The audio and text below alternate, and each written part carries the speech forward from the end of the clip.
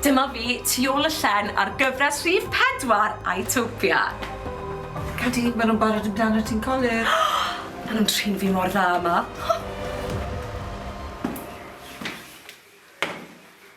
Dim cwynt yr edrychiad o'n i'n mynd amdano, ond na fe. Cyn i fi draws newid i fod yn un o'r Zeds, ges i'r cyfle i siarad â ambell i aelod o'r cast. Dyma ni, genod y gyfres. Mae gyda fi Leisa, Sara a Tara. Diolch gymaint o ddod i sgwrsio dy fi. Fi'n gwybod chi'n rili brysur. Chi wedi ffilmo'n barod bore yma.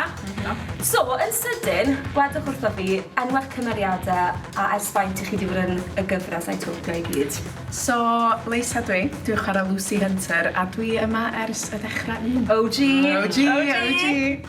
So fi yw Sara, fi'n chwarae Izzy, ffrind Lucy, a nes i ymuno'n gyfres diwetha, so gyfres 3 a gyfres 4 na. Lush.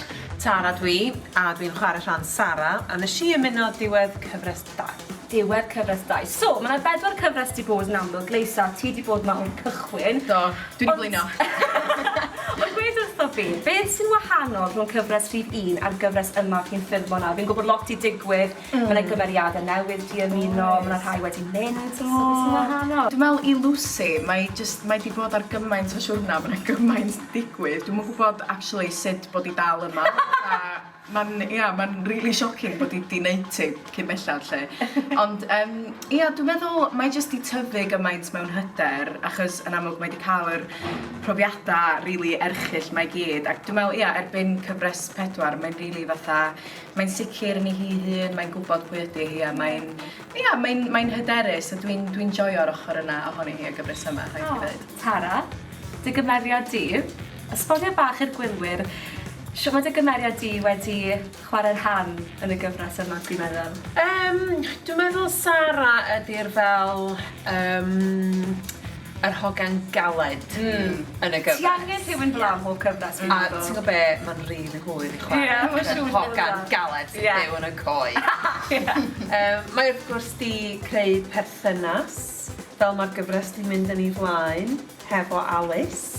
A mae hwnna di bod yn lyflu hefyd. Mae just yn un o hynna, dim fuss.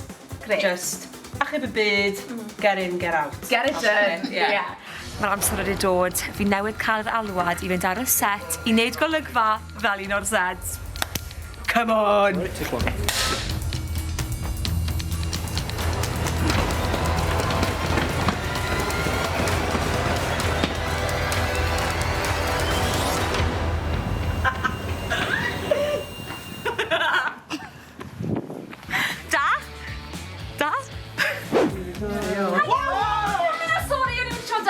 Cadi ti ma.